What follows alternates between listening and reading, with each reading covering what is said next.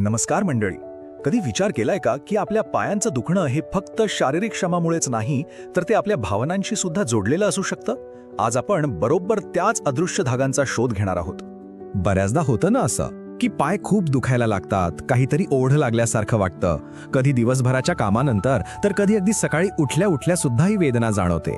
आणि मग आपण काय करतो? सगळे उपाय करून बघतो. मसाज, पेन किलर्स, भरपूर आराम. पण ती वेदना काही केल्या पाठ सोडत नाही. असं का होत असेल? कदाचित आपण उपायच चुकीच्या ठिकाणी शोधतोय. याचं कारण अनेकदा वेदनेचं खरं मूळ शरीरात नसतं, ते आपल्या भावनांमध्ये, आपल्या मनात दडलेलं असतं. आपलं शरीर आणि आपलं मन हे काही वेगळं नाहीये, ते एकमेकांशी घट्ट जोडलेले आहेत. आता एका वेगळ्या दृष्टिकोनातून बघूया. आपले पाय हे फक्त चालण्यापुरते नाहीत, ते आपल्या आयुष्यात पुढे जाण्याच्या क्षमतेचं, आपल्या धैर्याचं प्रतीक आहेत. जणू काही आपल्या संपूर्ण आयुष्याचे ते आधारस्तंभ आहेत.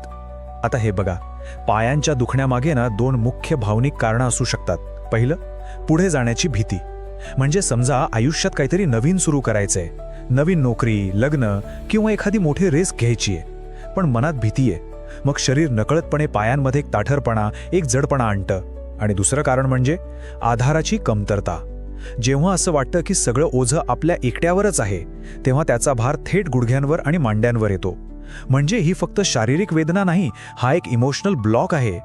म्हणूनच खरा उपाय वरवर मलम लावण्यात नाहीये. जोपर्यंत आपण ही मनातली भीती आणि हे भावनिक ओझं बाजूला सारत नाही, तोपर्यंत खऱ्या अर्थाने आराम मिळणं खूप कठीण आहे.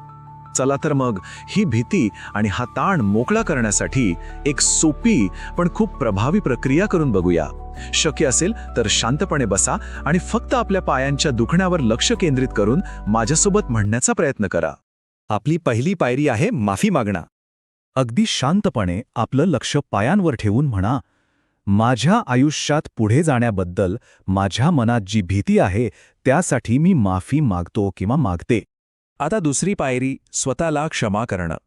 आता म्हणा, स्वतःवर अविश्वास ठेवल्याबद्दल आणि शरीराकडे दुर्लक्ष केल्याबद्दल मला माफ करा.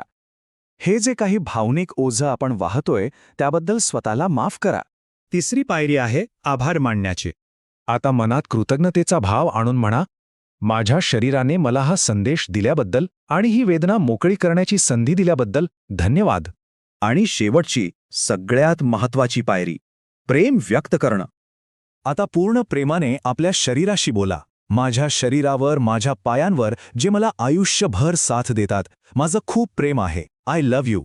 माझ्या शरीरा, तू पुढे जायला पूर्णपणे सुरक्षित आहेस. आता हळूच डोळे उघडा. एक खोल श्वास घ्या. कसं वाटतंय? वेदनेमध्ये काही फरक जाणवतोय का? थोडं हलकं मोकळं वाटतंय का? जर उत्तर हो असेल तर समजा भावनिक अडथळे दूर व्हायला सुरुवात झाली आहे. हाच संकल्प आता मनात पक्का करा. I am moving forward. मी पुढे